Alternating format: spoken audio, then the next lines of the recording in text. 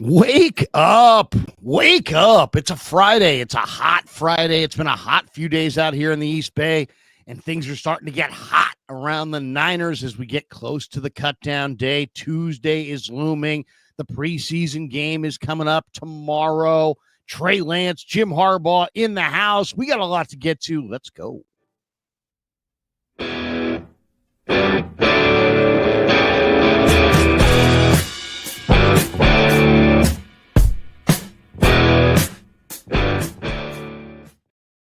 Indeed, there is an awful lot looming out there in terms of the 49ers, their roster, the season, which is officially coming on like a freight train. Just over 2 weeks until week 1, Seattle kickoff. Let's go.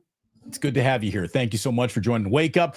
Our first one this week. It's been a busy week, obviously. Larry and I are happy to connect finally after we did a Sunday Wake Up, and we'll be doing a Sunday Wake Up this week because the 49ers are playing on Saturday night. Like Larry said, we got Trey Lance. We got Jim Harbaugh back in the Bay Area. That adds extra sprinkles on a preseason finale, Larry, where to me the theme straight out of the NCAA tournament. Survive in advance. That's it. That's all the 49ers need to do. Survive this game. No new injuries. Advance to the regular season as healthy as you can possibly get there. And we know that that's been an uphill battle this whole time, this whole preseason, man. It really is something else. It's like somebody's got a voodoo doll of the 49ers that keep on sticking pins in it. We're going to get to all of it. We're going to talk about adding Sky Moore, a few other things that are going on, but it's great to have everyone here. Again, Larry, you said it's hot out. Probably a great weekend to go get some barbecue. I know you got some recommendations about that. Let me just say, anyone who wants a little sandwich, check out Ike's. Ike's is everywhere these days. Hopefully there's one opening near you and our good friends at the Dubliner West Portal. Can't wait to have us back sometime, Larry, to tip a few back with them and have a few drinks with our great fans and listeners who, again, we always ask, hit like and subscribe. It's great to see everybody. Good morning. Yeah, good morning to everybody. Thanks to Pig and a Pickle for being the title sponsor of the Krug Show. Check them out. They're in Emeryville. They're in Corte Madera. They're open 7 days a week from 11 a.m. till 8 p.m. or until they run out. And they do run out, so get there early, get some brisket chili. Thanks to Damon and Mary for being the proud sponsors of the Krug Show. Also, we're brought to you by Sharp Corners Sports Cards and Collectibles. They're at 205 Cypress Avenue in Pacific Grove, California, along the Monterey Peninsula.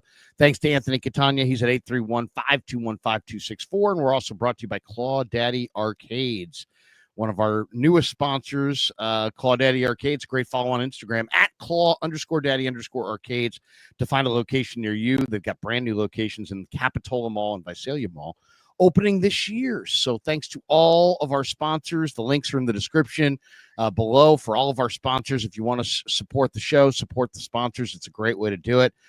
We are live as we get rolling here a few minutes behind 9 o'clock.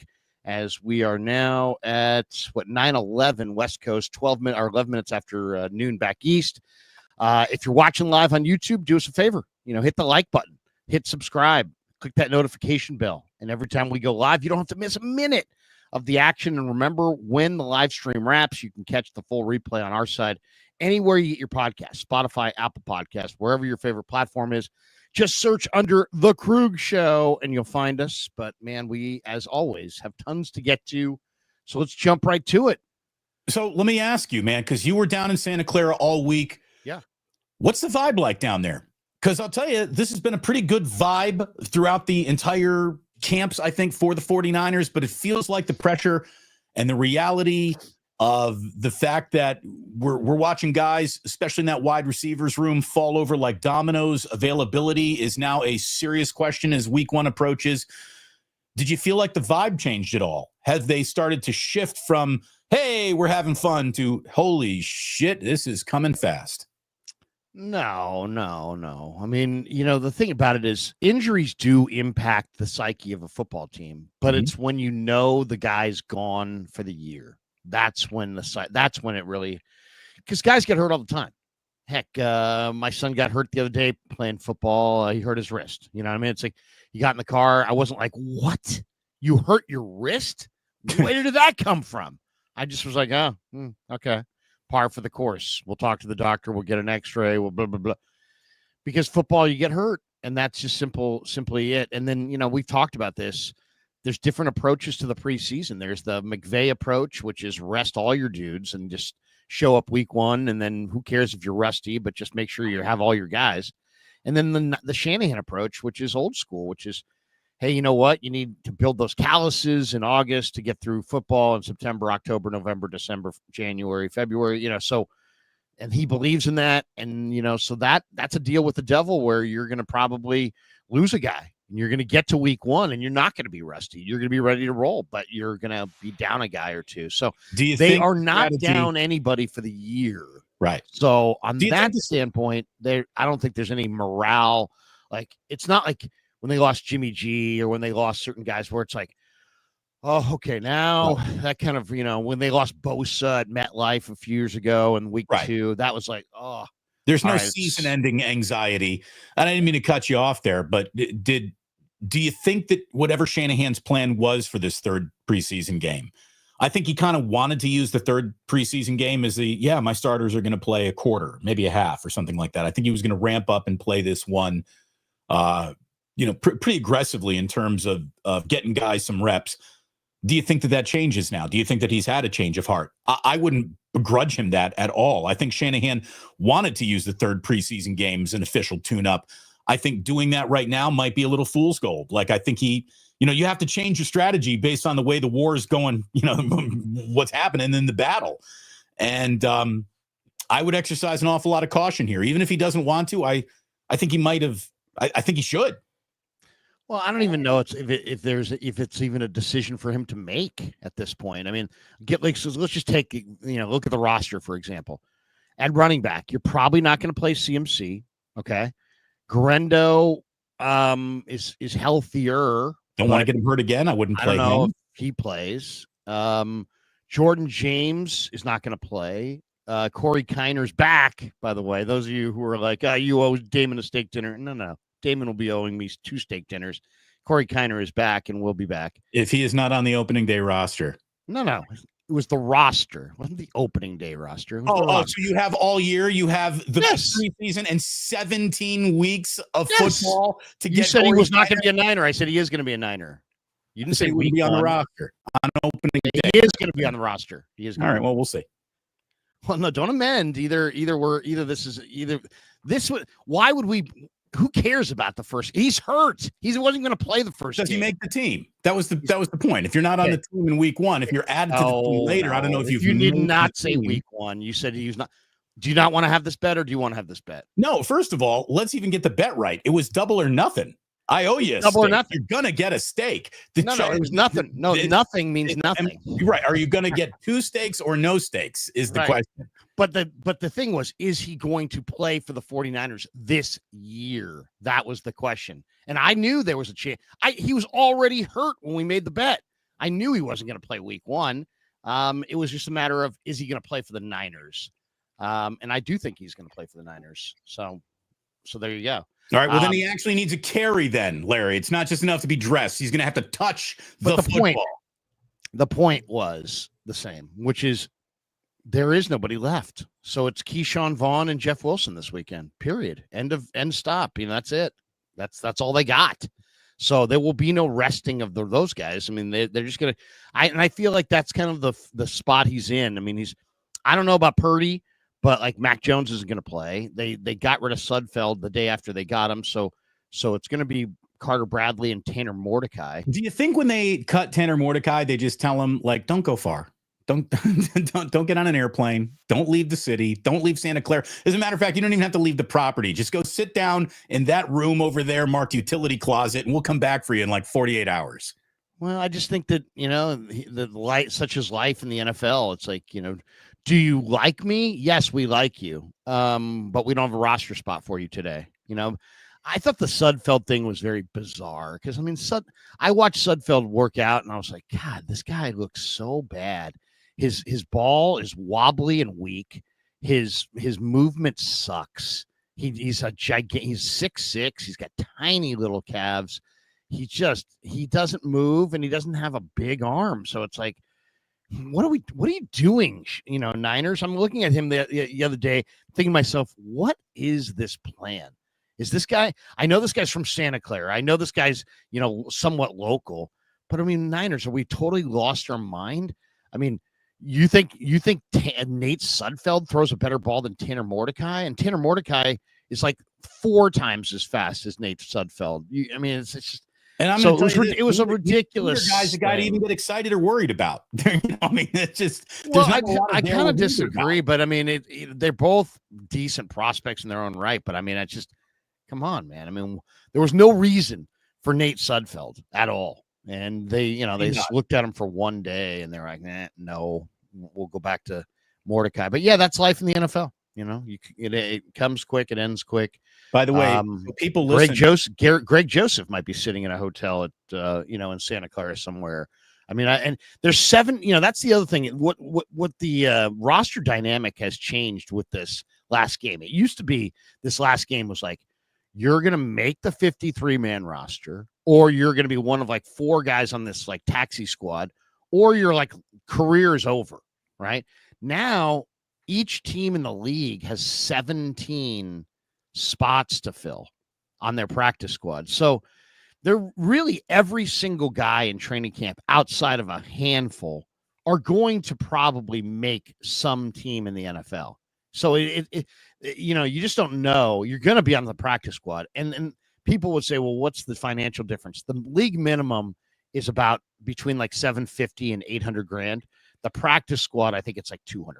Yeah. So it's, it's quite a bit less. So, people will be like, well, he wanted to be on their practice squad. No. Everybody wants to be on the active roster. Nobody wants to be on the practice squad, but right. But the choice between being on the practice squad or on the street is no choice at all. You'd be happy to be on a practice squad at that point because, opportunity goes to guys on premises, and that's what you are. You remain on premises on practice squad. So, but Lynch said it the other day on that actual roster. By the way, Ray Endman says, Larry, rewind the tape. He did say makes the team, and Damon did say week 1. Kev, roll the tape. So we might have to further investigate because I did think it was a week 1, not a you have. He was already hurt at that point, which is why I said I don't think he's on the team. All right. That well, look, no, dude, that's fine. You're fine. That's fine, dude. That is fine. That's fine. Nothing. No steak dinner. You win. Way to go. Congrats. I mean, what are we talking about? Is it week 1 matters that much? Well, I thought we were betting. I thought we were betting on the year because it's like, why would I make a bet for a guy playing week 1 that I know is out 6 weeks? Well, that's 2 weeks before the opener. And I gave the example. Why would we even have a bet like that? I mean, that's just the most asinine thing. But go ahead. That's fine. You got it. You won. Well, we'll just see. We'll check the tape. We'll check the tape. That's amazing. We'll check the tape. I want to do you always make bets like that? I mean, come on, dude. Seriously. I always make the right bet. That's how you make a bet? You find out who's out and then throw in. Why would I say? Why would I think? I didn't even why would I think? You're the one who said double or nothing. You said double or nothing for Corey Kiner. Let's check the tape. That's fine. I don't want to go to dinner with you anyway. Oh, geez. Don't be upset, Larry. We haven't even gotten past it. I mean, we're making those kinds of bets. I mean, come on. I don't even care. I don't even care. I don't even care.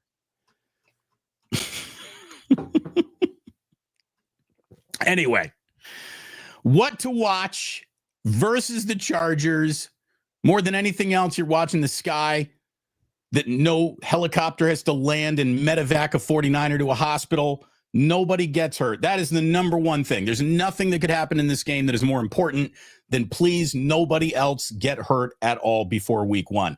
After that, I got to tell you, Larry, I think the thing that I'm most interested in watching in this game, besides some roster battles on the 49ers, is Trey Lance. I mean, he makes this kind of more interesting than it should be, doesn't he? Trey Lance under Jim Harbaugh. What are we looking at?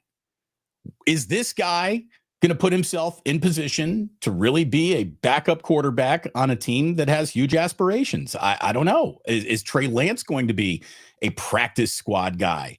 If you put Trey Lance on your practice squad, if he plays well again, he's played well in 3 preseason games. Is somebody going to come get him is this kid's career really re-jump started in any way, shape, or form? I think is the most interesting thing that's going to be happening in Santa Clara. And the fact that it's all happening in Santa Clara is just the full circle of the moment. What's the question? Trey Lance, does he make it in the NFL? He's going to be Herbert's backup. He's going to be Herbert's backup this year. I don't know. I mean, personally, I'm rooting for Trey. I've talked to him I'm not rooting against him. But personally, I don't think the people that are just losing their mind are the people that would have lost their mind if Trey did anything with the Niners, and are losing their mind now because he's doing just. I mean, it's like we have Trey standards and we have standards for everybody else. I mean, it's like Trey's throwing for 6 yards per attempt. Most quarterbacks in the NFL are doubling that. And yet people are like, oh my God, Trey completed 50% of his passes. Mac Jones last week completed 80% of his passes. So, I mean, I'm rooting for Trey, and I'm a believer that Trey's going to get better. I think he's in a good spot, but I mean, realistically, he's never going to play ever. By the way, he's going to play breaking news here. Gets hurt. Looks like we get some breaking Niners news here, Larry. I'm going to put this up. I'm searching Twitter and all sources. I need someone more sourced than our friend Gabriel Perea. Anyways, he said Commanders are trading running back Brian Robinson to the 49ers for a 2026 sixth rounder, according to ESPN. Let's hop into Schefter's world. Is that true, or is that? Do we have a confirmation on that? I am not the Gerald Pereira or Gabriel Pereira is not accurate, because I do think Larry sourcing. Hold on, sourcing. Do we have a confirmation? Sharing, sourcing. Here, do we have real Twitter? There you go. From Mr. Adam Schefter, if you tend to believe him. Commanders are trading running back Brian Robinson to the 49ers in exchange for a 2026 sixth round pick. There it is. It's an unbelievable trade. If you're a Commanders fan, this is the weirdest thing about the NFL. You'll see this. Now, this thing always surprises me. Team X is going to move, player X, and if they don't get an offer, they'll release him. It's like, what? That story comes out at least once or twice a year. Like, you know what? They're shopping this guy, but if they don't get what they want, they'll release him.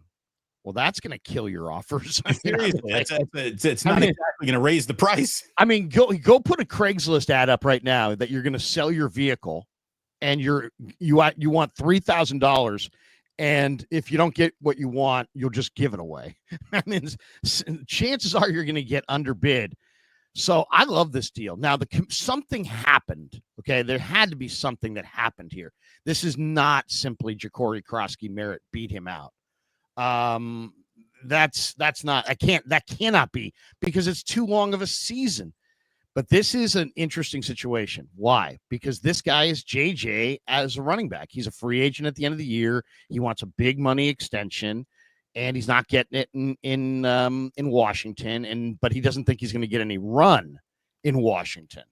So now you've got a situation here where he probably will get some run here. That's really, really important, I think. I mean, if you're the 49ers, and I said this 5 times in the last 2 days, if you want to win the Super Bowl, what's the best plan? The best plan is get there with a healthy Christian McCaffrey, which means you got to have a real RB2. They've had RB2 in the past, and it's been really good, right? They've had Jordan Mason. They've had Elijah Mitchell. Those guys are really good RB2s. And then you didn't need Jordan Mason, and you lost out to the Chiefs in free agency for Elijah Mitchell. So your RB2 is going to be a rookie, or it was going to be Patrick Taylor all summer. And I just think that more than anything, I mean, if you really want to get to win the Super Bowl, you got to have a legitimate, better than last year, better than the year before, better than Mason RB2.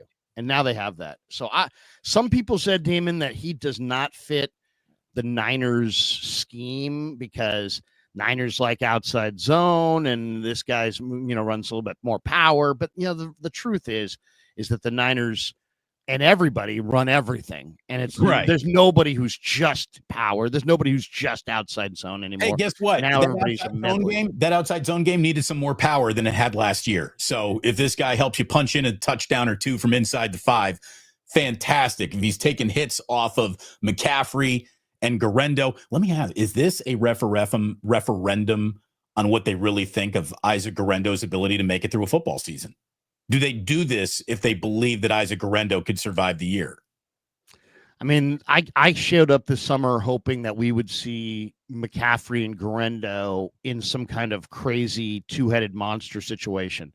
But the more you watch the summer, McCaffrey looks like McCaffrey, but Guerendo's had about 7 different injuries since he's been here. Now he's a big, fast guy, and we just talked to him yesterday or the day before, and he's really focused and intense. There's nothing like that's like, I'm not into it.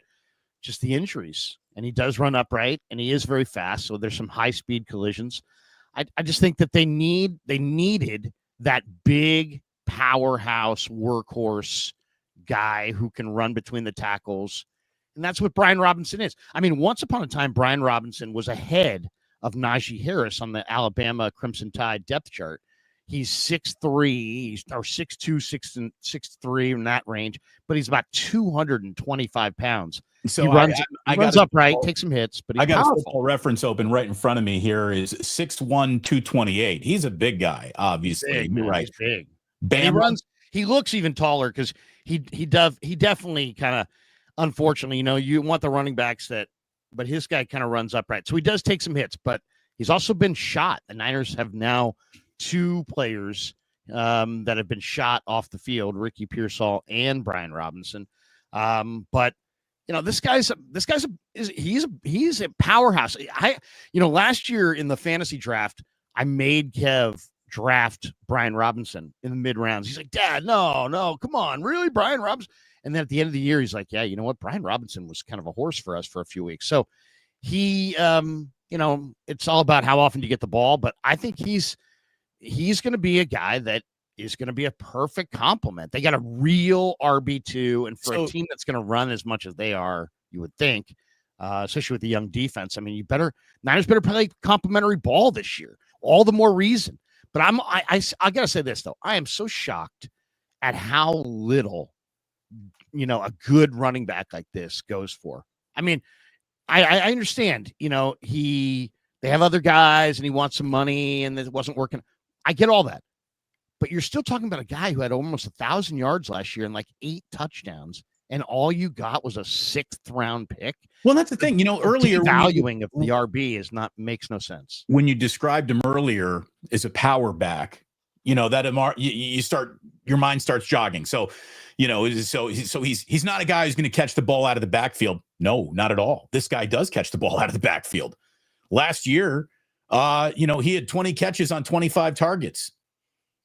He is a guy who's more than competent at receiving the ball out of the backfield and has throughout his career, getting better in every year of his career.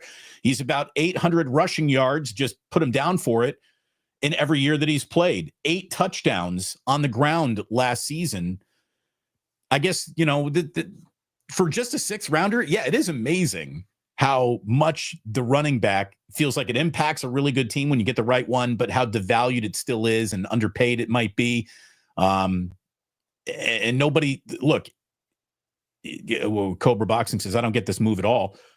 Well, there's really not. I'm not sure why. I'm not sure why somebody wouldn't get this. Yeah, for a very hard to define asset, a 6th round pick, they've got a professional caliber running back on a team that could use a little bit more depth in that area, especially to start the year right now.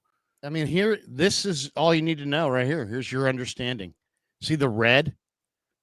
The red means you're out. Okay. There's 1, 2, 3 backs that are healthy, or 4, because Wilson is technically. What are you showing? Healthy. Sorry, are you showing the right thing there? Because you got the traded thing again.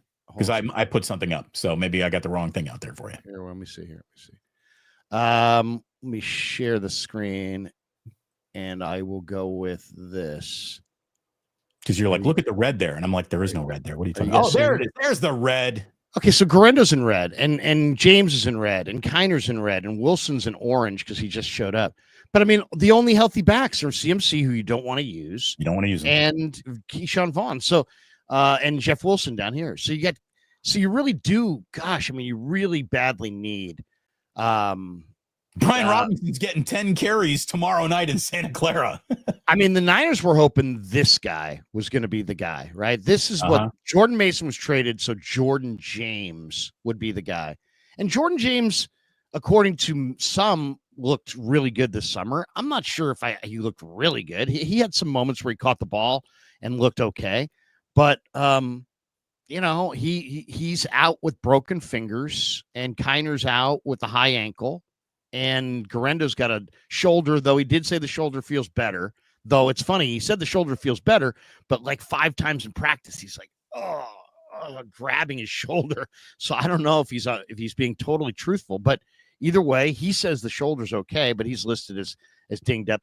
They gotta have a legitimate, like some years, I think like you could get by with just an okay. I mean, look at Dallas last year. I mean, they had barely any backs. Some years, if your number one guy was really, really awesome and you wanted to use him as much as, the Niners have used McCaffrey, you'd say, hey, you don't really need a really awesome number 2. You just need a couple guys.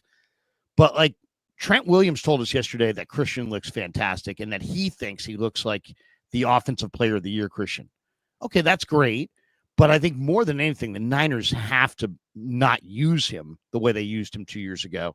And they needed a real, like a legitimate RB2 who could take some of that off of him. And today they got it, and they got it for a really reasonable deal. The interesting thing too, is I wonder if Lynch's relationship with Peters pushed the Niners to the front of the line, because the rumor going into last night, Damon, was that Houston, Dallas, the Niners, and the Dolphins all were hot on the trail of Robinson, and that the Dolphins were the favorite.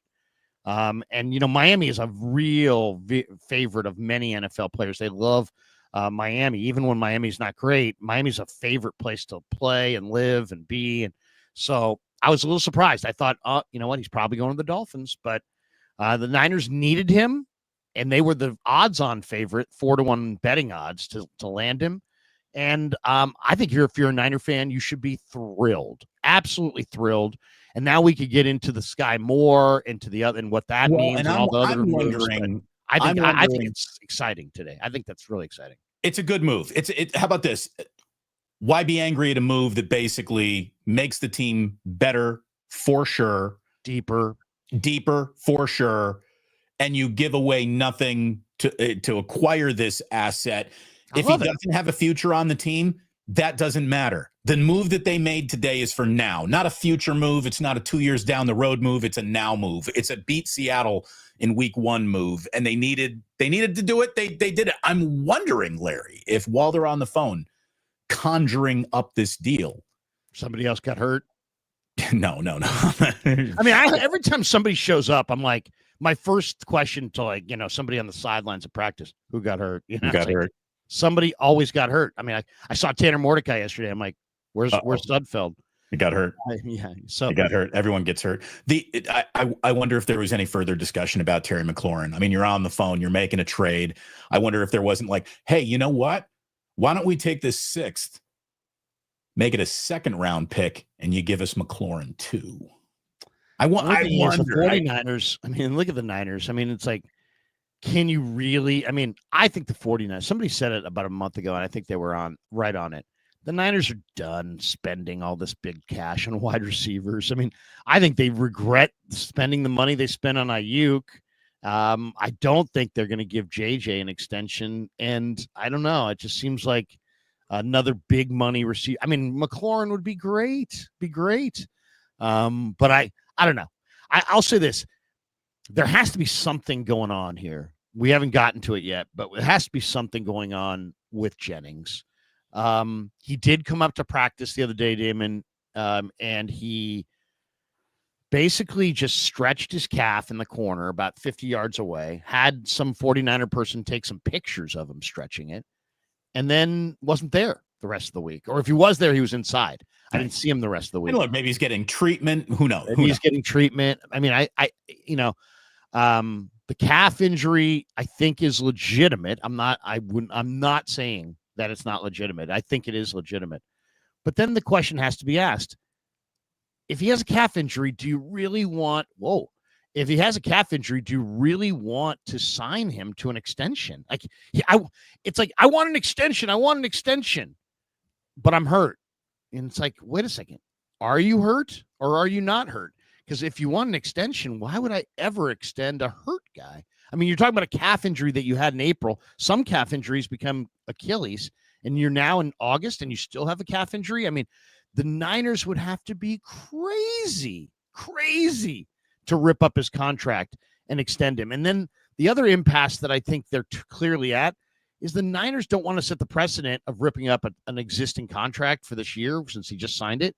And Rosenhaus, his agent, doesn't want to have any deal that buys out his free agency next March because that's his big payday. So there's no deal to be had. There's no short-term deal to be had. It's an impasse, and I get it on both sides. I kind of do. Yeah, and so here's the question. JJ, you've been in that locker room. He's very powerful presence. Do you want an unhappy, powerful presence in your midst?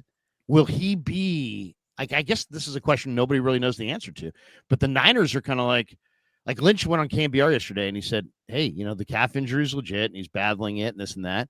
But it's like he goes, we love JJ. The question was, are you sending messages to JJ by your trading of Sky Moore? And he's like, no, absolutely not.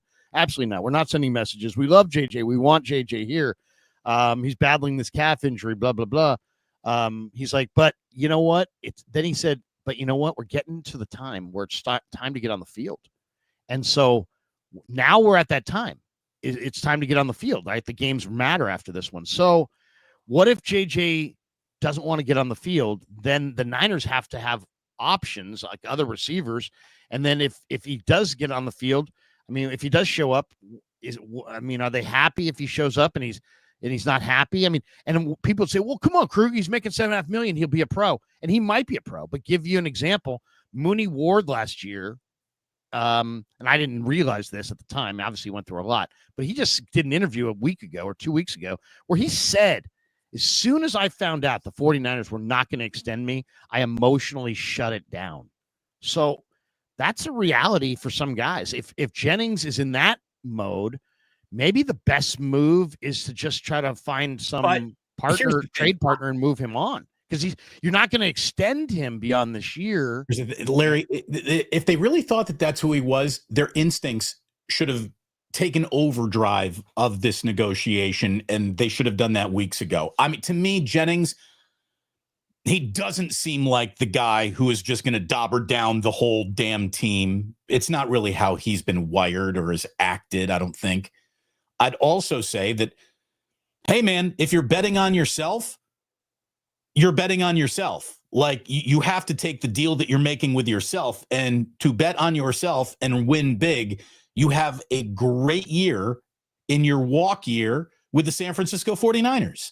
Like, do you want to join the $22 million a year club?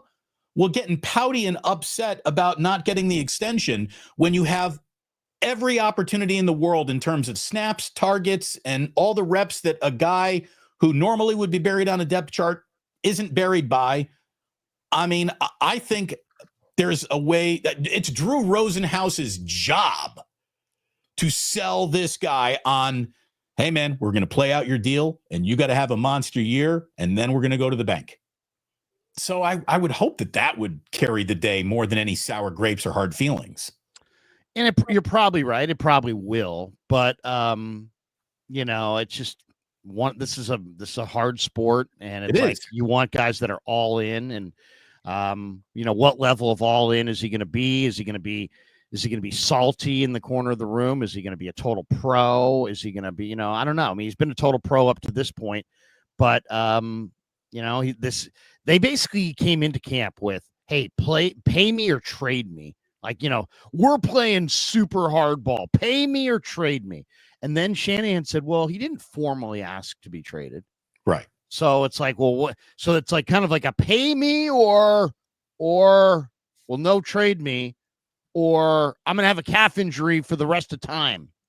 It's like, so I don't know. And then what added more, credence to the conspiracy theory is when people were like, hey, does he have a calf? And Shanahan's like, go talk to him. It's like, since you're not making him available to us, we can't go talk to him. We're talking to you. But that makes it sound like he's unhappy with his contract. So I don't know. I don't know what the story is. I do know the Niners like him. He probably has limited options. Maybe they'll just play it out, but I don't think there's any chance. Like, I looked at the neighborhood that he's in, and I looked at the neighborhood that he wants to be in, and the neighborhood that he's in is far more in line with his skill level than the neighborhood that he wants to be in. He's making money with the Drake Londons of the world, and he wants to be paid with the Terry McLaurins of the world. And he doesn't have Terry McLaurin production. So but I will say this. I would also say this, though, and this is where I'm going to get critical of the 49ers. Who are you to walk away from a guy who actually can get it done? Like, seriously, like this team and Kyle and John Lynch specifically have a blind spot at wide receiver. Now, I'm not mad at Sky Moore. Sky Moore is a very young player. He's younger than Juwan Jennings.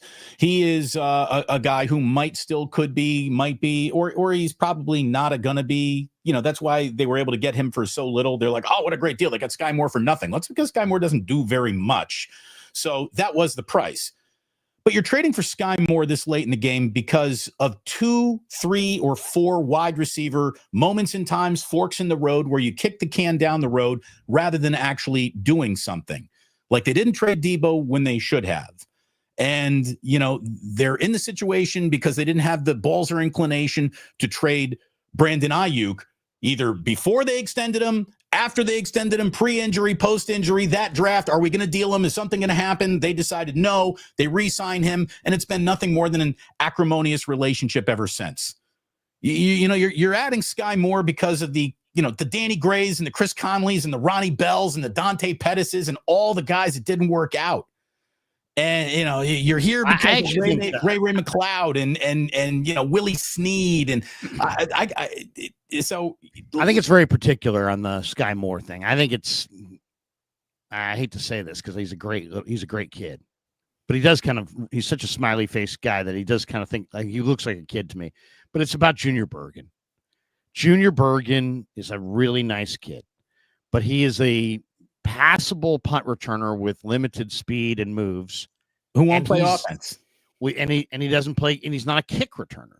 Right. So, like, one of the things that Lynch pointed out yesterday on KNBR was like, hey, we really like Sky Moore because he's a dual return guy. And when I asked Boyer, the special teams coach, about it yesterday, he's like, yeah, absolutely. He's a dual return guy. So basically, we're going to, it's them saying, hey, we only want to use one roster spot on a return guy and not have to have a kick returner and a punt returner.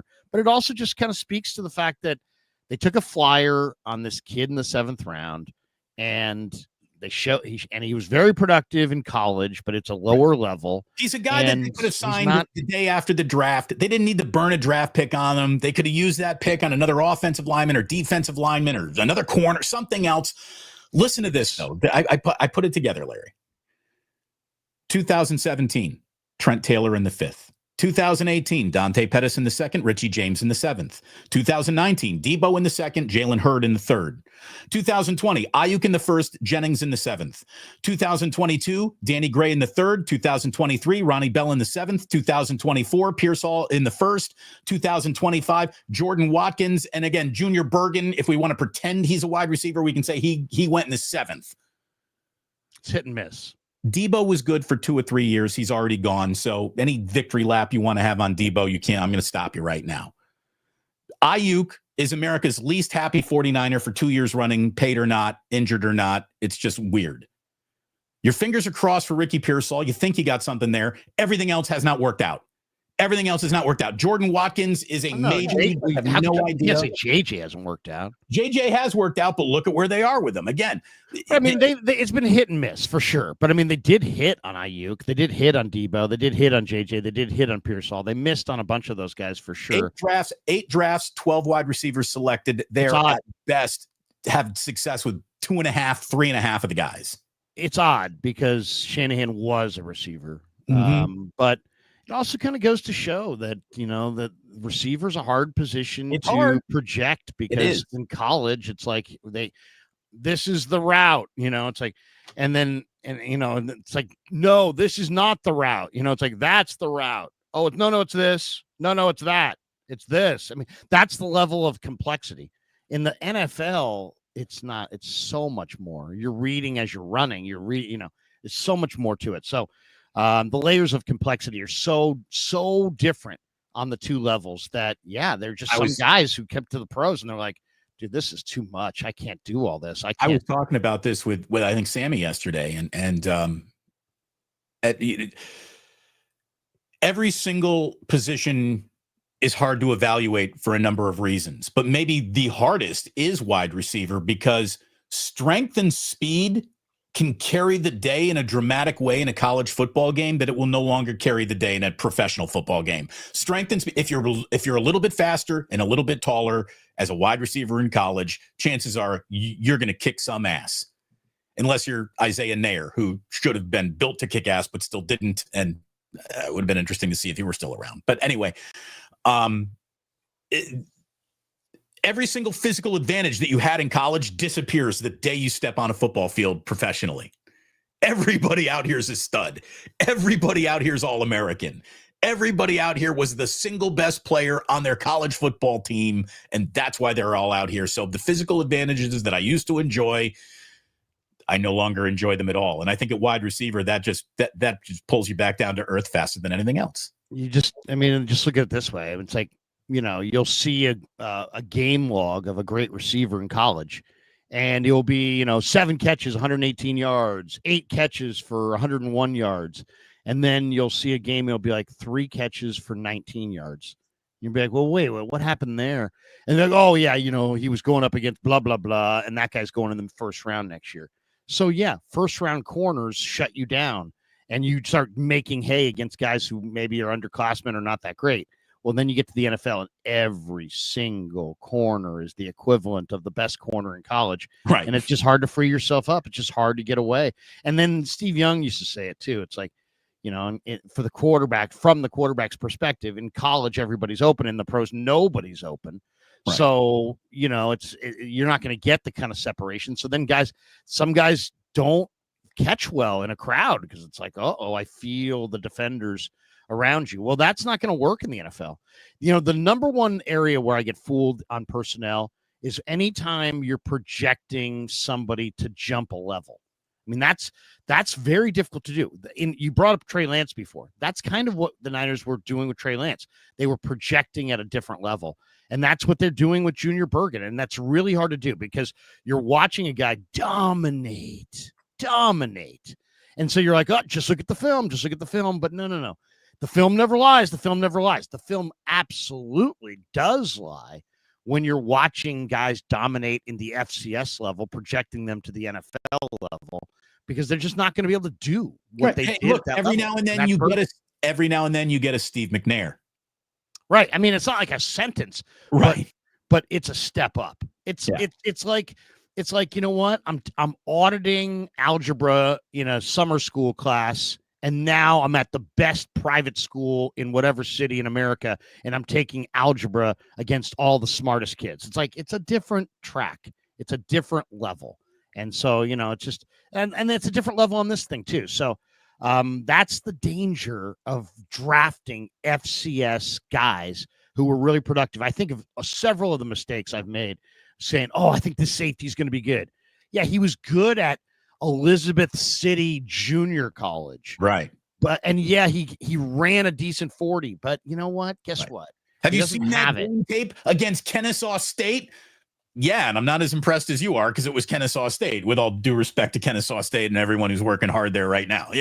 So like when you just put these guys on the field, you're unless they're, I'll say this, unless a guy plays at a FCS level, but he's also just a futuristic athlete, just steer clear, because what's going to happen is you're going to get to camp. You're going to love it after the draft. You're going to look at his stats. People are going to be like, look at the stats. You look at the film. Look at what Bergen did against Idaho Vandals or whatever. But then you're going to get to training camp, and then you're going to get to see what he looks like against guys who played in the SEC. And, you're going to be disappointed. And I think ultimately this is all about Bergen. Bergen was going to be their guy. He was their hand-picked guy. And I think Sky Moore is going to take Bergen's spot. The nice thing is Sky Moore had an 88-yard return for a touchdown last week against Arizona. So, they feel like they've got something like bird in hand type situation. We'll see. It's going to save him a roster spot. It's probably going to cost Bergen his NFL spot, or probably even a practice squad spot. We'll see. But yeah, so like Matt Barrows put out yesterday, this Sky Moore trade does not preclude the 49ers from jumping in and trading for another wide receiver. And I think there's a high likelihood they either will trade for one, Damon, or they will sign one on Tuesday after the cut down. Yeah, let's see what falls off the cut table, and maybe you catch something there. And I think that's probably the way they're going to go about it. I wouldn't want to give up any more assets. And now, again, it's just 6th-round picks, 7th-round swaps. It's not like they're dealing from the front of their draft and all their important cards, but they're okay. I agree, though. And the Niners agree. I mean, you can kind of tell their mindset is like, forget McLaurin. We're not going to spend big money, and we're not going to give big, costly future assets. We're going to our asset movement is going to, look, they moved back around in the 27 draft for Sky Moore. That's the lowest price you can pay. And then this 6th-round pick, I was thinking it would be a 5th, but to get Brian Robinson for a 6th-round pick, that's tremendous. And now the question is, does Corey Kiner have a harder time making the team with Brian Robinson? Steak connoisseurs would like to know. Corey Kiner is going to be on the Niners going forward. And and what he was an undrafted player who showed a ton this summer. And he's established himself as an NFL player. He's going to make it for sure. As far as he would have made there's no, in watching what I saw this summer, I would say no doubt Corey Kiner is RB2. He's been better than Garendo, better than James, better than Patrick Taylor, way better than Jeff Wilson and Vaughn. But now he's got a high ankle sprain, and he's out, and it's a bad one, right? It's not like a 2-week variety or 3-week. It's going to be like a 6 or 8 week variety. So he's going to be out a while. He will be on their team, and he will have an NFL career. And it sounds like it's going to be here. So I was a little put off when people were like, you owe Damon immediately, because I'm like, no, I don't. I expected him to be put on some kind of a list and to start the year on some list because he's not healthy, but I didn't realize that was the wager. We're talking about what we're watching in this final game. Number 1, everybody stay healthy. Number 2, Trey Lance. It's interesting for a number of reasons. Number 3, Larry, for me anyways, Chase Lucas, keep it up, kid. Like, do it again. Do it again. I want him to make their decision to cut him the hardest thing that they're going to do before this season starts. Chase Lucas has been nothing less, I guess I should say, than the single most impactful defensive players so far in either 2 games in terms of, did you make a play to turn the game around? This guy has made multiple plays to turn multiple games around, and if that's not a way to make a roster when it's an uphill battle, I don't know how you can do it. If he has one more really good game tape, cutting Chase Lucas is going to be tough to do. I hope he makes it as hard on John Lynch and Kyle Shanahan as humanly possible. Go Chase Lucas. And then I also have to say, Nick Martin made such a leap from game 1 to game 2. I'm really looking forward to seeing what he does in game 3. If he takes another dramatic leap forward, he can He can play in this league. There's no doubt about it. There's just no doubt about it. So those two guys. I mean, think about this. There are people that put their the hill they were going to die on was that Nick Martin wasn't going to be a player. It wasn't good. Think about that for a second. It just think about how fast that guy is. Think about how dominant physically he is. Why would you write a guy off who didn't have the technique but had all the athletic gifts that anyone at his position could ask for? Like, give it a minute. People want to be the first to marketplace with the definitive evaluation of player X. I want to be the first to tell you that he's either going to be really good or really bad, and then I'm going to try to talk that into existence in spite of all evidence to the contrary. People are crazy. I mean, it's like, do you blame the right fielder if there's a fly ball to left that he races from the right field line, cross center field, and into left field and dives, and he doesn't make the catch, but the left fielder was nowhere near the ball? Do you blame the right fielder? You say, God, that right fielder should have made the catch. Well, yeah, he dropped the ball, but he dropped the ball in right field or left field, and he's playing right field. Right. He ran 130 feet to get there.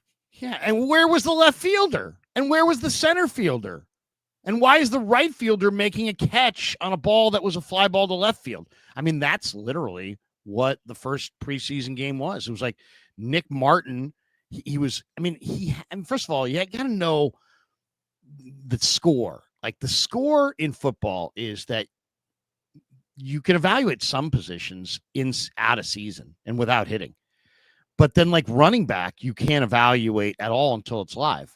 But then linebacker, you can't evaluate at all until the games, because you don't let linebackers tee off on your players. So he did not hit live at all. Not once since Oklahoma State. And he missed like the second half of the year. So It had been over a year since Nick Martin had actually hit anybody, and he overran some plays because he's just he sees it and is so fast.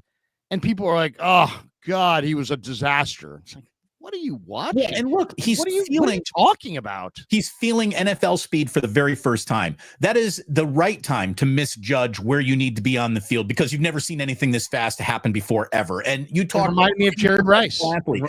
Talk to any professional athlete, no matter the sport. What's the number one difference between what you were doing and what you're doing now? The number one answer: speed. All the time. Speed. How fast everything happens. How fast you got to move. How fast you got to process it. How fast you got to evaluate it. How fast you need to do all the physics and math in your own mind to be at the right angle to meet the guy or the bat or the ball or the ever. Speed is the difference between college and pros. So for this guy to be making mistakes born out of speed, when the mistake isn't he's not fast enough, I don't have a problem with that. I don't understand. To me, I didn't get this one at all. Well, who's so down on him? I don't understand. Who's so down on Nick Martin? Dieter and I have battled over this one. Jake and I have battled over this one. The Dieter show that I missed. Dieter's, and I don't want to put words in Dieter's mouth and let Dieter defend himself, but Dieter didn't have a great grade on him. Okay. And I have an incredible grade on him, right? I was like, this guy's a star, and Dieter's like, I don't know. So maybe I'm wrong, maybe he's wrong. I don't know. But here's the thing. The guy had 4.5 speed. He had 26 reps, so he's really strong. He's probably the strongest linebacker in the entire draft. Look at his arms, dude. He's yoked. He is huge. And not only that, it's not like that's where the profile ended.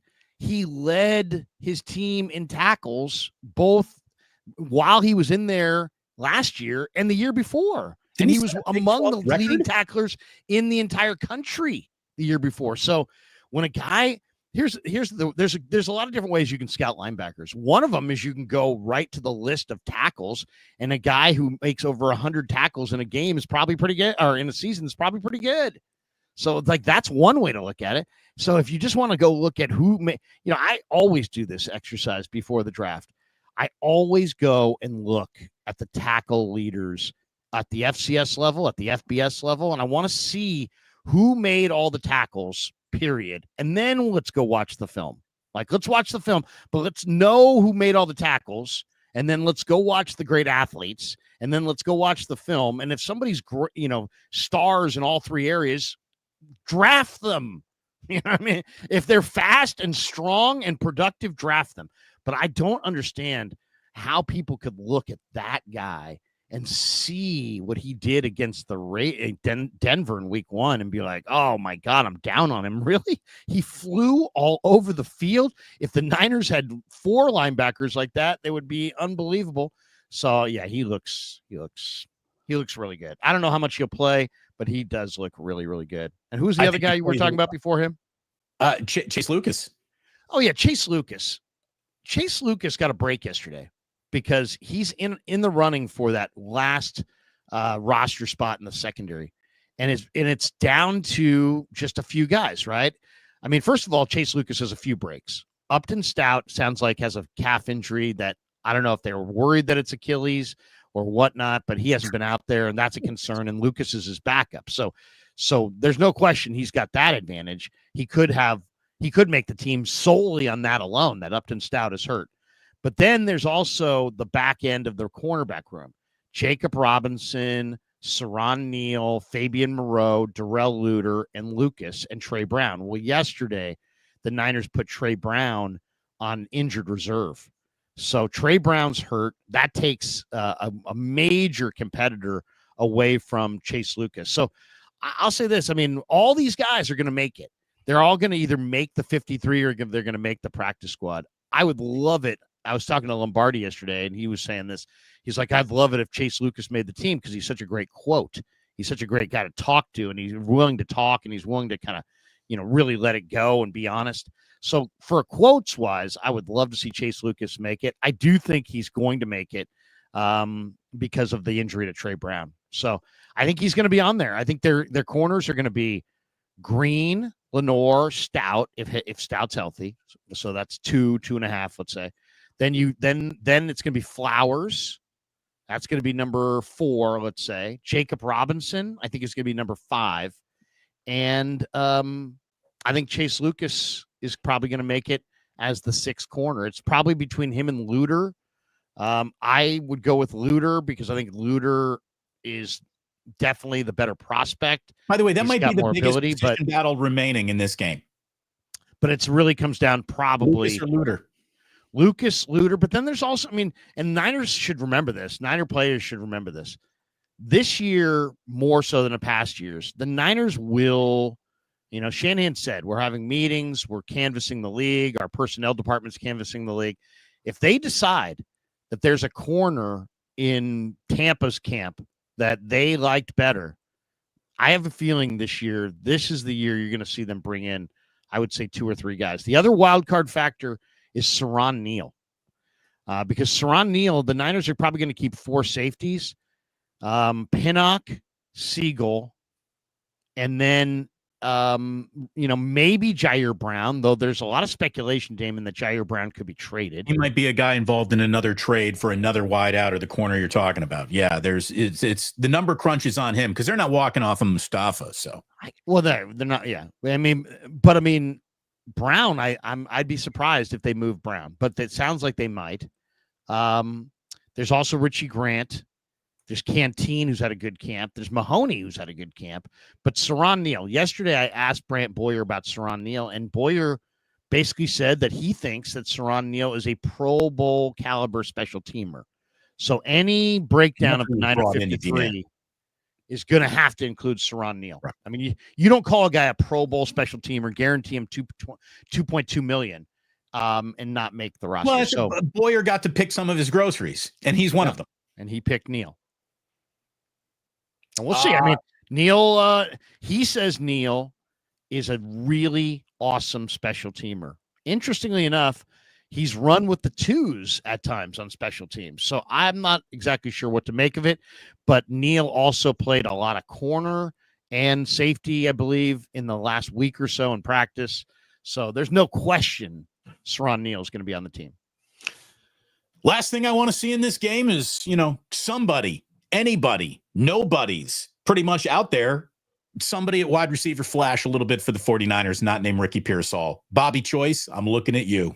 Robbie Chosen. Bobby Choice, I'm looking at you, Bobby Choice. Isaiah Hodgins, come on down. Let's see who's going to make a few plays and maybe be a part of what will be the worst starting wide receiver group in week one, maybe in all of football for the 49ers. Let's see somebody make a play. Somebody make a play against Jim Harbaugh's defense and the Chargers coming into town, who's at a 5:30 kickoff from Levi's Stadium. By the way, we'll be doing a watch party over on the Plus. Please come on by. Trying to get to 50,000 subs before the bye week. I'm going to need an awful lot of Larry's audience to come and give my channel a kiss on the forehead. Please give the algorithm a kiss on the forehead for both of us today by hitting like and subscribe. If you are watching, lots of people here, lots of people excited. Crazy number of people are watching today. Yeah, well, I think that's what happens when the Niners also break a little news while we're in the middle of the show. And also, it's our first wake up of the week, Larry, so people could miss us. There's almost 2,000 people watching just on my YouTube side. Oh, that awesome. is a crazy, that's ridiculous. A great number. We have almost 3,000 people in this stream this morning. And I bet you a lot of them are really excited for Brian Robinson. That's the big news of the morning, is that Robinson is a Niner for a 6th round pick. How could you guys not like the price tag? Even if you thought Robinson was, the price tag is so attractive. It's free. You got a free running back, essentially. A free good running back, too. Like a horse of a running back. There's really no one, just based on mathematical probability, that the Niners were going to take in the 6th round who is going to be as good as Brian Robinson this year. So it's a no-brainer move. Congratulations to all involved for making it. Unfortunately, they're still kicking around the odd lots bin of the wide receiver group. By the way, don't let Keenan Allen have a good year, Larry. I'm going to be insufferable if Keenan Allen has a good year for the Chargers. I'm just telling you. You wouldn't be in this Sky Moore nonsense and business and all their than JJ and the holdout and the calf and all this other shit. You just signed Keenan Allen for money, no draft pick, but he didn't want to play in San Francisco. He didn't say that. He said he wanted to play in LA or stay in Chicago. Money makes people think differently. A little bit more money could have been I don't know. Anyways, good luck to the 49ers. Just get out of this damn game healthy. I dare you. I freaking dare you to come out of a football game without a list of injuries I didn't even know occurred that has 3 guys hitting season-ending IR Monday afternoon when Shanahan talks about it. I mean, there's competition this week. There's some good competition for sure. I mean, just a quick perusal of the roster. The wide receiver thing is wide open, as we know. Anybody, Gage is supposedly going to be ready for week 1. Chosen might make the roster. Hodgins might make the roster in week 1. They may go outside. I would go outside and look for somebody who was a little bit higher end, just because you have this unique opportunity. I would look at this situation as almost an opportunity to take a peek at somebody who got caught up in a numbers game in a different camp and that you think might be able to do something. I think this is the year to do that. I think the other big one this, for Saturday night is tackle, is Spencer Burford, Austin Pleasance, Isaiah Prince, is who's going to win that battle. And then behind, the backup interior guys. I mean, you have Zakelj, Hennessy, Colby, Drew Moss, Drake Nugent. You have 5 guys for probably 2 spots. And by the way, didn't Shanahan this week say something that I was alluding to maybe happening last week, as we're talking about all the shuffling of who's going to play guard? Would they kick Spencer Burford to guard if he's a better option at guard than anyone else, even though he's also your backup tackle? I just think it adds to his value, but I'll say this: he has not taken a single snap at guard all summer. Not even one, and neither is Pleasance. So yeah, I mean, the question I think is how many backup offensive linemen do you want? Do you want 3 or do you want 4?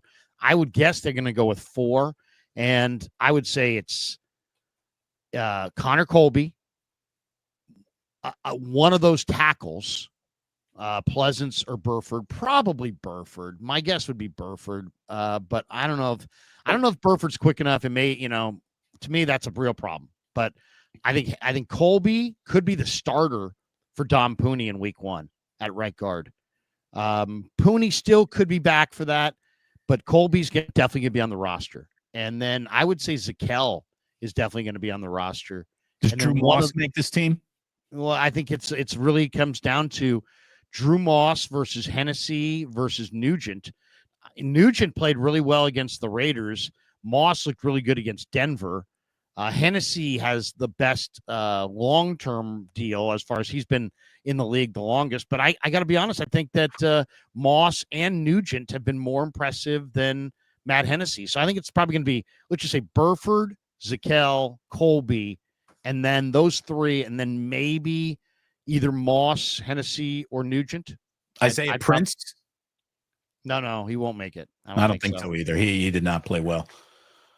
He had 2 false starts. Yeah. He's a waist bender. He's not in great shape. He's not, I don't think he'll make it. So that's big. Then tight end, is Braden Willis or Tongas going to make it? I would imagine they're both going to be, they may both make it. They may neither make it. But they'll be competing. And then, running back, will we get a chance to see Brian Robinson? Probably not. Will we see Sky Moore? I think we will. How about this? If we don't see Brian Robinson, we're going to see 50-plus passes in this game. They just don't have the running backs to give many carries to or risk it. So I think if you are playing quarterback for the 49ers, Tanner Mordecai, Bradley, whoever it is out there, you're going to get a chance to throw the ball this weekend. Take advantage of it. Put something on tape for somebody. Defensive line's a big one Saturday night. I think the way I look at it, it's Sebastian Valdez versus Jordan Elliott. You're going to go five ends, 5 tackles, and your 5 tackles are probably going to be West and Collins and Kalia and Anderson. So those 4. So that means the last spot's either going to Jordan Elliott, Sebastian Valdez, Bruce Hector, Shaquille Brown. So it's probably between Jordan Elliott and Sebastian Valdez. So I'll be watching that. I'll be watching the defensive ends. The Niners have a couple of interesting defensive ends. Trevis Gibson and Jalen Allen, I thought, have shown some good things. That 5th defensive lineman or defensive end spots available. D. Winters, Nick Martin, Fred Warner, Luke Gifford. I think those 4 linebackers are on the roster. And then it's just a matter of, who's 5 and 6, probably Tatum Bethune. Maybe they go outside the roster for the 6th linebacker. Maybe they don't go with a 6th linebacker. And then the secondary we've kind of already gone through. So, yeah, there's another number of battles. And it's Super Bowl Sunday for about 20 guys. And that's what will make it interesting. So this is why we're watching. This is why I hope you stop on by the live stream that I'll be doing on my channel tomorrow. And then I know Larry, post-game gets going for you after the game. And I'll be joining you, obviously, when the regular season starts for a little post-game. But Larry and I are back at it doing a wake-up every single day after the 49ers play, which means Sunday morning. If you're on the West Coast, get up and have your breakfast with us. And if you're on the East Coast, starting at noon, have a little brunch with us, a little lunch with Damon and Larry as we, recap whatever we're about to see in this final preseason tune-up. And thank God the preseason is almost over. Larry, we got a lot of supers to get to. Shall we hop in? Yes, let's do it. We got 24 supers. Look at that. Before we get into them, just want to say to all you guys, thank you. Very cool. Sometimes you have streams where, especially in post game, where we've had 120 supers at times, and I'm like, whoa, there's 120 people that donated to the show. It's very cool. And then YouTube's got this new thing where people can donate 24/7. So I'll get these alerts on my phone. Hey, somebody saw a video and donated. So I just wanted to say, for whether you donated in today's stream or not, or if you've donated in a past stream, I just wanted to say, hey, Damon and I appreciate that. Very, very cool. It's a nice gesture. And I think it's kind of a cool thing. We've got this one from JC Mania. Sky's the limit for the 49ers. Don't deny him that extra Y. 2 Ys in Sky Moore. He was a 2nd round pick. He's been a bust. They got him because Kansas City was going to cut him.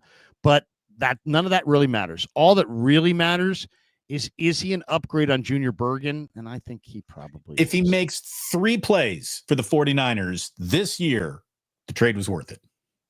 Who knows, too? I mean, there are examples of guys that, you catch lightning in a bottle. It could happen. Yeah, maybe he speaks fluent Shanahan, and the two of them will be the 2 best friends that anybody's ever had. The return thing's all kind of new, too. So it's like guys who are good at it. It's like, you know what? Sometimes they could fall into a good return guy. That would be a good thing. Alex Dees says, who has a better game, Bradley's kid or Mordecai? Come on, Dees. Bradley's kid was just roasted by Niner fans so bad in that first game. I kind of felt bad for him because he'd only been on the team for like a week. And then he looked really good in game 2. I thought he's got a great arm. I mean, Carter Bradley's got a great arm. Mordecai, though, can run.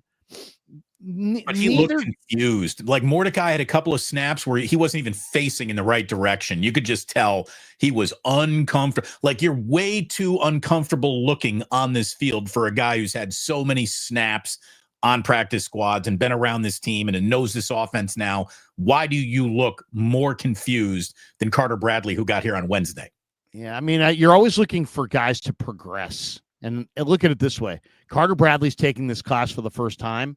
And Tanner Mordecai, audited this class last semester, is taking it again. And yet Carter Bradley did better on the first test. So I would say Bradley's got the better arm. Mordecai's got the better speed, but Mordecai did not improve from last year to this year. Interestingly, they both have the same issue. They kind of throw a flat ball, but Bradley's arm is special. I mean, like he's like at the top of the tier when it comes to arm strength. So I'd probably give him the slight edge, but I like Mordecai's ability to run. Invader 49er. Larry sent me a 49er mini helmet. Good man. Thanks. Oh, thank you, Invader. So Invader and I had the Willie Lampkin bet. And then he was like, Larry's not going to pay. He's welching on his bets. And anybody who knows me knows that I never, ever, ever don't pay. I always pay. And Invader got his 49er helmet out in, I believe, Charlotte, somewhere in the North Carolina area, I believe is where Invader 49er is. So, and believe it or not, that's not his actual name. But he's got a mini helmet courtesy of our Willie Lampkin bet. I'm glad that you got it. Paul Glass says, Damon will purchase $1,000 to Ike's if Indiana wins at Oregon. If Indiana beats Oregon. Beats my Ducks. When's that game? I'd love to go up to that game. I really would. I've always wanted to go to Autzen Stadium. I just don't think I can swing it right now. But go Hoosiers and get $1,000 of catering for Ike's. Either way, you'll be happy. Look at it this way. If the Ducks win, you'll have a delicious victory party. And if the Ducks lose, you can eat your pain away through all those delicious sandwiches. Go Hoosiers. We're for real. By the way, thank you to Claudaddy Arcades, because thanks to Claudaddy Arcades, Kevin and I will be traveling this year with the 49ers. Not necessarily to every game, but we will be going to New Orleans. There you go. We're going to New Orleans in week 2. Now, what we're going to do, Damon? It's going to be absolutely fired. I'm so fired up about this. We're going a day early, or we're going to go Friday morning. We're going to go Saturday night to Tiger Stadium in Baton Rouge for Florida LSU in a September night game at Tiger Stadium. Oh, dude, that's going to be better than the Niners game. That is going to be, you got to go there. You got to get in that etouffee and you got to eat well in that parking lot. That is one of the all-time tailgate food situations on the planet from all reporting. Bucket list. Dude. Here's the thing. Tiger Stadium on a Saturday night. And I told Kev that trip is going to be sponsored by Right Guard, because our layover, I think, is going to be in Houston, which has got to be the worst, sweatiest, ugliest place in the world.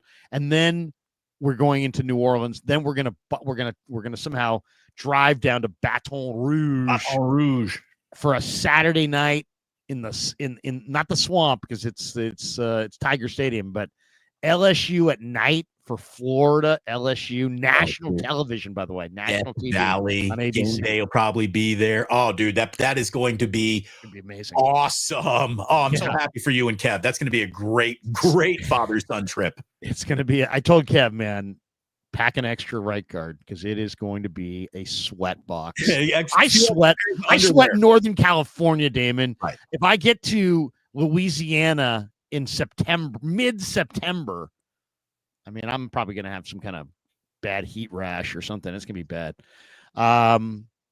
Okay, we got this. MSQ. Will you guys be doing a final 53 roster prediction? Of course. I mean, you know me. I'll be doing roster breakdowns. I've already done a roster breakdown the other day, but yeah, as we get a little closer, there's so many moving parts though this year. It's going to be very difficult to put together. If anybody can do a perfect roster prediction with this year's running back room and this year's wide receiver room, that is the guy you should be following and listening to over us because that is an amazing thing. If you can get a perfect roster out of this thing, it's by the way, so many moving parts. Come Wednesday, Larry will be previewing the 2026 NFL first round, so he will have already moved on. Mel Kiper and Chase Field Yates, I should say, already are doing their first draft. They're already talking about the NFL draft. I saw them. Sellers from South Carolina is going second. I'm like, wow, you guys are really into it. Way. I'll check back, but I can't get into the draft talk until after the bowl season. Joseph Ehrenberg, we got a younger Patrick Taylor. Whoop-de-doo. Oh, no. No, Brian Robinson's better than that. Come on. Really? I do understand the comparison because they're both tallish running backs that run upright, but that's where the comparison ends. MSQ, Krug, you effing called it. Whatever 8-ball magic you have, you need to share the magic sauce, LOL. Also, Brian Robinson Jr. will be the backup moving. Will Brian Robinson be the backup moving forward? He's a free agent at the end of the year. So it probably is a 1-year deal. But I think, the Niners, the way football is. If anybody's good enough, you want them. But what I love about this is and I said it for the last 10 days, I thought Guerendo was going to be the unbelievable RB2. But then after watching Guerendo, I'm like, I don't know if Guerendo can be the RB2. But the one thing that's clear is the Niners have to have a big-time RB2 because that's the only way to keep Christian off the field. So, and I love Christian. If you're watching this, we don't want you off the field. We just want you on the field on Super Bowl Sunday at 100%. And I don't, he definitely wasn't 100% last time, which is why he fumbled. MSQ, many men wished death upon Brian Robinson and Ricky Pearsall. Is it many men? This is a blood in their eyes. This is a 50 Cent reference here. Oh, I got you. They both were shot. Ricky said, we talked to Ricky the other day. Ricky is a really interesting guy, Damon. If there's one guy that I think you should try to come down to the Santa Clara and tell the guys you want to do a one-on-one with, you would not be disappointed if you did one with Ricky because there's some depth there and there's a willingness to discuss everything. Like you could say to him, do you think about being shot? Can we go back to, Union Square in that afternoon? He's like, there in a second. Yeah. He's willing to talk about it. He's one of my favorite guys to talk to in that room, Damon, because, some guys want to shut down every question. This guy is open to every question, which as an interviewer, that's a big thing when you can get your subject to be like, you want to go there? Let's go there. That's great stuff. Look, when someone goes through something that profound and is willing to talk about it, that's what you're looking for in an interview. Yeah. And that alone would make you go, whoa. Look at this one. Ray Dillon, 400. Is that a dollar sign or what is that? 400 rupees. It's about $5. Thank you very much, Ray. Is it? It is. He's from India. What is it? It's a rupee? It's a rupee. Rupee. He says, Ray Ryder, New Delhi, India, where I heard there's a few people hanging out. Watching my two favorite YouTube media masters. Did Carmen policy prevent Niners Super Bowl wins 6 and 7 by trading Charles Haley to Dallas, letting Deion Sanders and Ricky Waters leave in free agency. Letting those guys leave in free agency was not Carmen's undoing. But yes, Carmen has admitted to me, Damon, and others that they probably shouldn't have traded Charles Haley. Jerry Rice says trading Charles Haley is the single biggest mistake the 49ers have ever made as a franchise. Dallas has got a couple Super Bowl rings that it would suggest that's correct. Charles Haley was also a living, breathing psychopath to the point where, he made Aldon Smith look like he was well adjusted. I mean, Charles Haley was bonkers, absolutely bonkers. It would be seriously like if all of a sudden Nick Bosa got kind of mouthy, and then all of a sudden the Niners said, let's trade him. Let's trade him to the Eagles. Yeah, trade him to the Eagles. And all of a sudden, Nick Bosa and the Eagles are winning like 2 of the next 3 Super Bowls. Well, Charles Haley whipped his dick out and took a leak right on Carmen Policy's desk. Once again, as I used to say to Gary Radnich all the time, but he was a hell of a pass rusher. He was a hell of a pass rusher. He really was. But that is none of that matters because he can rush the passer. You can take a dump on the console if you're Howard Stern. Oh, I guess not anymore. Margaret Healy. Hey, Margaret. Damon Bruce said sports are for men, so would love to watch, but can't. Do better. No, I didn't actually say that, but then I'd be mansplaining it to you if I told you what I actually said. So just thanks for watching, Margaret. Sports are definitely for men and for women. I don't know if I told you this, Margaret, but since I don't know, in the last 6 months or so, I went to my first WNBA game. You did. Jillian just went to her first Valkyries game this week. I haven't been to a Valkyries. I went to the Mohegan Sun Arena in Connecticut to watch the Connecticut Sun, who I think had won like 3 games at the time. But I did see the future because inside it was an arena inside of a casino. Guess what though? They're moving. I think the Connecticut Sun are moving to Boston now, or the Celtics tried to buy them and bring them in. They're not. Yeah, there was talk they were going to Boston or Philly. They're actually going to stay in Connecticut for the short term. But yes, but that setup is absolutely the future. I mean, think about it. Go to a Warriors game. Imagine, close your eyes and go, hey, think of the Chase Center is really cool. Imagine the Chase Center where the game ended and all of a sudden you were in a casino. That would be exciting. By the way, that's why going to see like a concert in Vegas is the best. Like you get out of the concert. Yeah, let's party. What do we do? Well, we have all of Las Vegas to go do it in. Let's go. Let's go. Super Bowl Sunday was awesome in our Super Bowl week was awesome in Vegas. Thank you, Ike. MSQ. God forbid JJ wants to set up for his future Krug.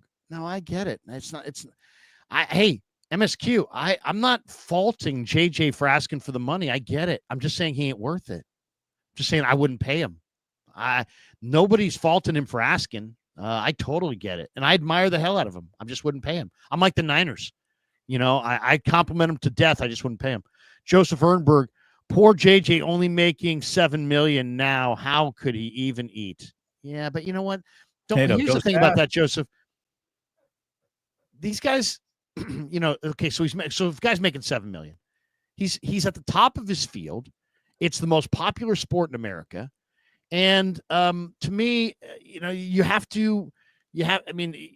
yes, it's a lot of money in the grand scheme of things compared to the people watching, compared to us, right? The commoners, J7, but we're also not taking hits in the middle of the field from DBs. So it's like you pay, you get what you pay for, kind of a thing. I never begrudge these guys a nickel. They're special athletes. And the other thing is why is it okay for some shitty NBA player to sit on the bench and make like $40 million, but good NFL players, a sport that people watch, way more than the NBA, have to have a second job 3 years after football, when their body's broken and their head's broken? It's like figure out a way to the money is massive in the NFL. It's here everybody explain it. Divvying up a pie 60 ways leaves everyone with less to eat than divvying up a huge pie only 12 ways. That's but I mean, the NBA is leading the universe right now in one category: overpaid guys that aren't worth shit. Do you know how many crappy players have like $25 million in the bank? Oh, total donkeys are making $12 million a year in the NBA. Yeah, guys who are busts have $80 million of income. Andre says CMC, Robinson, Garendo, James until Kiner replaces him. Depth chart. CMC, Robinson. Let's see, Garendo 3, 4, 5. Yeah. I think that's probably about right. It's a good room too, by the way. We didn't even mention that. It's a really good running back room. Andre, does Kyle grab a wide receiver, an offensive lineman, or a tight end after cuts or a trade? I would say wide receiver, yes. Tight end, no. And O-line, maybe. I think the only way the Niners will grab an O-lineman, guys, and I don't know what you think about this, Damon, but I really believe this. If they get into this game against the Chargers, and for whatever reason, there is film proof that Pleasance and Burford cannot pass block, they probably will spend another day 3 pick or some other asset to get some tackle that's not those guys. Probably not going to happen. They're probably going with Burford or Pleasance or both. But if those guys are horrible, then they may have to do something. Fuji Simeon in the house. He said, Giants are bad, but will there be a bottom of the pint tonight, Larry? Damon, how was your son's first day of first grade? No fights for top first grader? Yeah, he didn't have to establish any dominance on day one, which was really Did you nice. tell him, go in there and just kick the crap out of the first kid that says hi to you. First kid. 21 Jump Street. You ever see that 21 Jump Street movie is pretty funny. I got to admit, that's very funny. Have you First seen it? Kid to break off a little fruit by the foot for you, just punch him and take the whole thing. No. Jack had a great first day. Really backpack, one strap, two strap. Leads no, he's a double strap backpack kid. He likes the double straps. He's not cool enough to be the one strap guy yet. But great first day, Fuji. Thank you very much. He's having a great week. He likes his teacher. He likes his grades. There's a new kid in class. Jack went out of his way to be nice to the new kid in class, and I told him that's what leadership is. This is what leadership is, making those around you comfortable. So that's good. That's hard. That's hard for a kid to learn that lesson at that age. Yeah.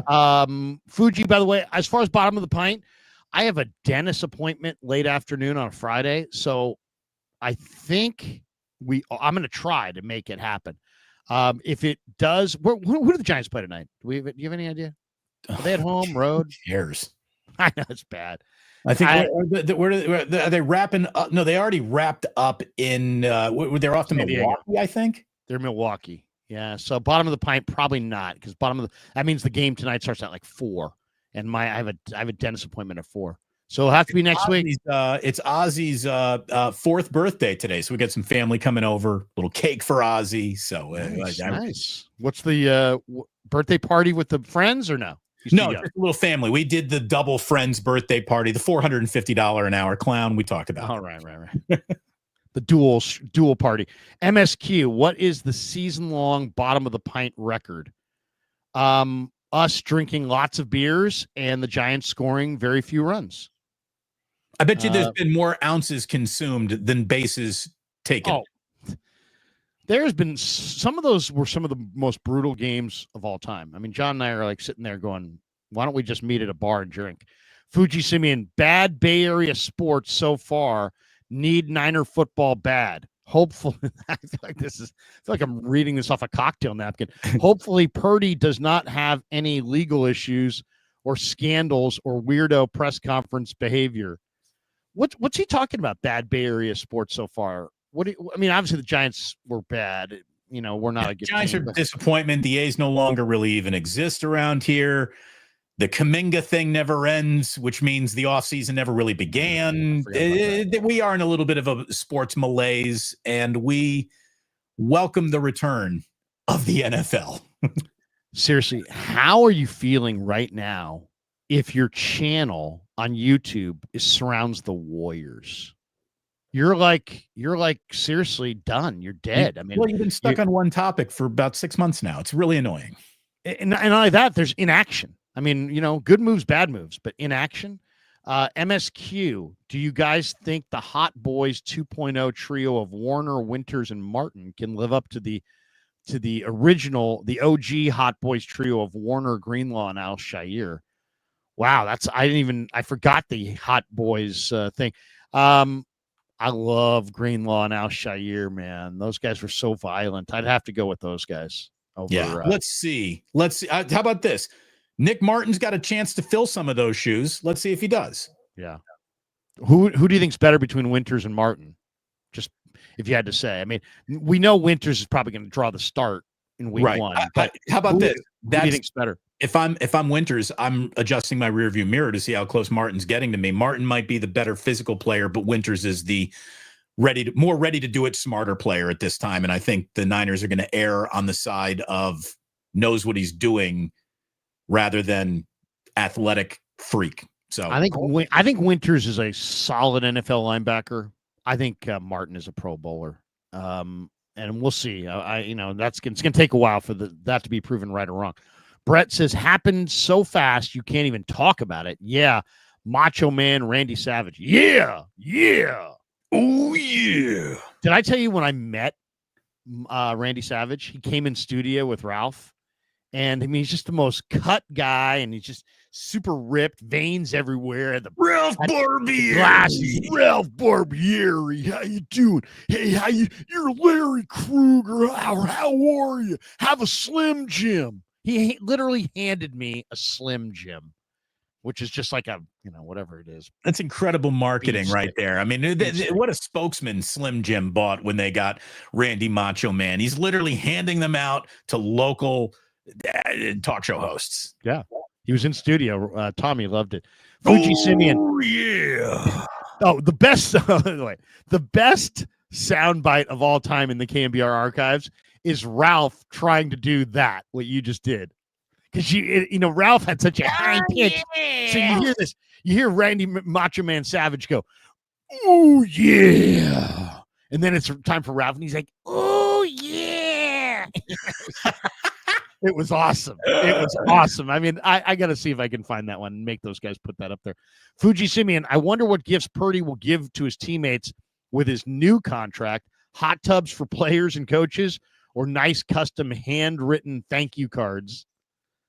Yeah, what do you give? What do you give somebody that you've already given a car to? Well, does he still have that Nissan or the deal with Toyota? Is he still their national? Yeah. I haven't seen the fresh commercial. What do you want? Is there a new Toyota thing that you want? I mean, if here's the thing, if I gave you a car last year, you don't get another car. So it might be a very, very fancy watch time, very fancy watch, like a $50,000 Rolex, something big like that. Here's what I would say if I was Brock. How about you give me a Super Bowl ring? Give me a Super Bowl ring, and you can keep your Toyota. How about give me some protection? There you go. That's what Brock's is back. Barry Ford in the house. Bang bang. Like and subscribe, folks. Great show, fellas. Money for the jar. Thank you very much, Barry. Is the jar back there?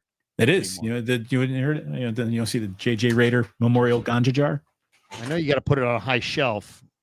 There it is. Look at that. There it is. Is there anything in the jar? What's the JJ Raider for?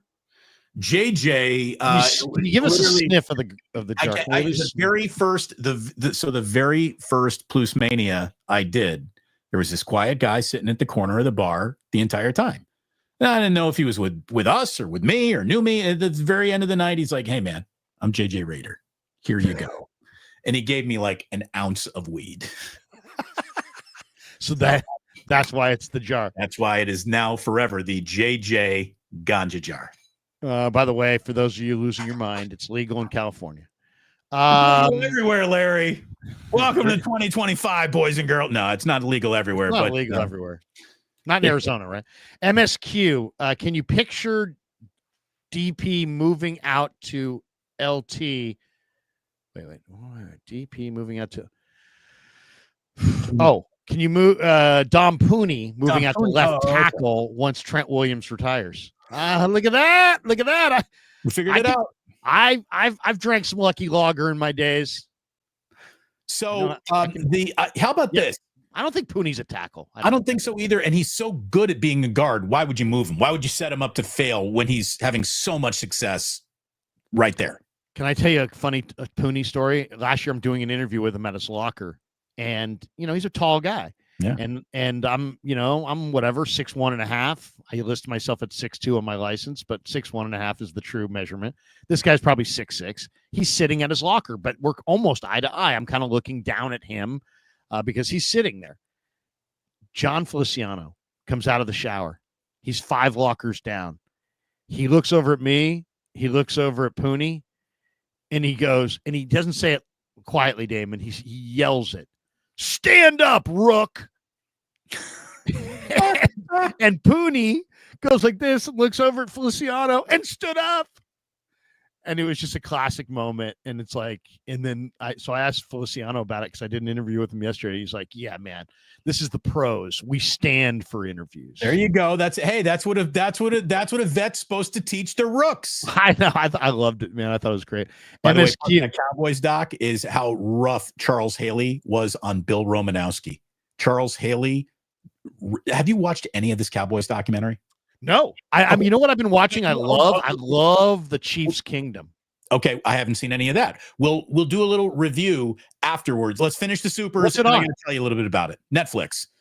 Oh, I'm going to go look at what's America's called Team, Cowboys. Okay. No, it's America's Team, The Gambler and His Cowboys. And episode 3. How many episodes? It's 8. But episode 3, if you just want to watch it as a standalone love letter to the 49ers, you can't tell the story of the Cowboys without telling the Niners story.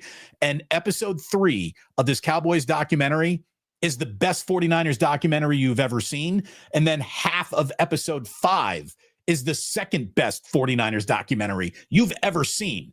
So we got an incredible standalone episode 3 that is about the Niners, and half. Dude, I'm going to watch it later. I got to watch it later. You're going to love it. It is.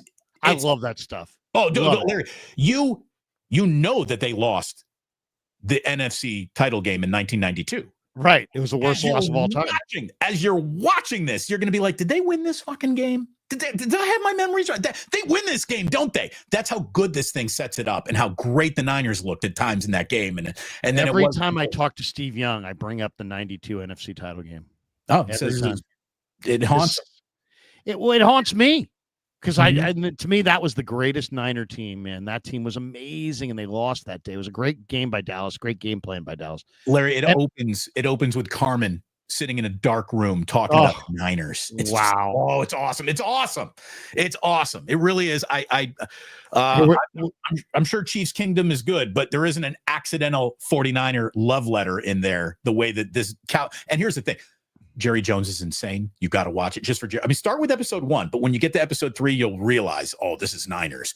But the whole thing is really, really good. And Jerry Jones is really interesting and really full of himself and has all the right in the world to be as arrogant as he is, because he did the impossible. And now he knows that he's sinking his franchise in real time, but the attention's so great, he can't stop. It's amazing. It's Jerry Jones had fallen into a hole in the mid-90s. He would have emerged with 7 rings.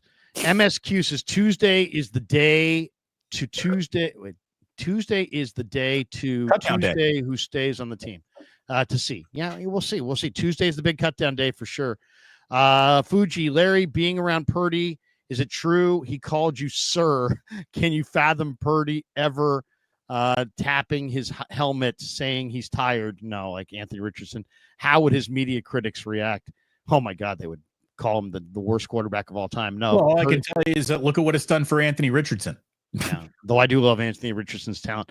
MSQ, any predictions on Folsom versus Grant tomorrow? Is that an MMA? I don't know. Oh, Folsom versus Grant High School. You're talking about? Give me Folsom. Give me Folsom. Folsom. You're talking about high school football. Folsom is a monster team, monster program. I'll go with Folsom over Grant. It's gonna be a good game though. Fuji Simeon, not generosity. I am forced to donate super chats to an SI Wildcat, Larry, due to Reardon losing to SI and me losing a bet. Thus, it's punishment. Love the show. There you go. Corporal punishment. Damon lives right behind Reardon. So you guys have that in common. You can share your Reardonness. MSQ on the, what is that? Oh, bottom of the pint day. Oh, okay. Would the number of supers equal a chug? Yes, it would. So I don't know if we're not doing it today, but we will probably do it one more time next week before the season ends. Sunday living. Brian Robinson Jr.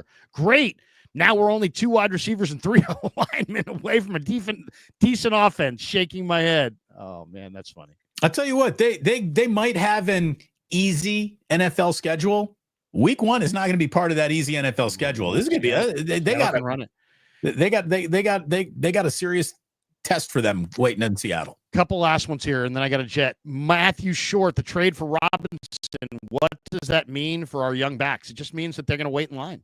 Simple as that. This guy's in front of them. Fuji Simeon, and they're not healthy yet, so they're going to love it. Fuji Simeon, college football wide receiver, our week 0 in Dublin, Ireland tomorrow. Yes, I love college football. I love college football more than pro football because I love the variety of the schemes. I love college football. I love the pageantry. I love it all. MSQ, will you guys be buying the Ray-Ban Meta glasses? No. I don't think so. LD Studios, Brendan Rice looks identical to young Jerry. Well, he'll be available. I think he'll be cut, so you might be. I'll say this: the two guys I would absolutely take a look at the cut down: Brendan Rice, Frank Gore Jr. MSQ. Did you guys see the fantasy football video of when someone drafted Brian Robinson Jr. #1 overall instead of Bijan Robinson, and he had to keep him? Oh, that is awesome. I did see that. The guy went up, he put the sticker on the first pick, awesome. he tapped it up there, and it's like, it's like a game of checkers. Once you laid it, you played it. That's the way it goes. So, yeah, he look at it this way: a little bit more value to that pick maybe now than when he made it. So, congratulations to him. MSQ, if the bottom of the pint was every Friday, we would be in the World Series. LOL. Yeah. I don't know about that. Fuji Simeon Giants play at 5:10. No, we are not bringing a clown back just for Ozzy's birthday. Thank you. We got this one from Barry Ford. Please put a replica ganja jar in the store. Yeah, maybe we got to get some ganja jar merch up on the store. Seriously, on the channel. We can put that on a T-shirt. I'm already thinking of one, Damon, for CJ West that says "I hate quarterbacks." I'm thinking about an "I hate quarterbacks" crew show deal. All right, I got to jump because I'm jumping over to Chase Senior. We stream on Friday mornings right about now, so that's going to do it for us. Look at that. We yelled and screamed, or at least I yelled and screamed, but then we kissed and made up. Damon, I'll give you final thought as we bolt for the door. I just want to hear thanks that, for Ralph. The 2,700 people, almost 3,000 people watching this show right now. That's 1,400 awesome. Watching on YouTube on my side alone. I mean, it's a lot of people today. So thank you. That is a lot of people. Again, I've got over 100, which is good for me here for a wake up. So thank you all very, very much. Like and subscribe. And I really do wish I could hear that Ralph Barbieri, Randy Macho Man Savage soundbite. What's his line again? What's his line? Oh yeah, and then Ralph will be he's trying to be Randy Macho Man. Oh yeah, and it's Joe Burns. Do people actually like Damon? Not people like you, Joe. Wow. All right, hey, that does it for us. Have a great Friday, Damon. We'll see you on the Niners play Saturday. We go Sunday morning. We'll be Sunday there for wake up. Everybody join us on the West Coast at 9 a.m. on Sunday. East Coast noon. Peace. Thank you. We'll be there Sunday. Go Niners. Beat Jim Harbaugh.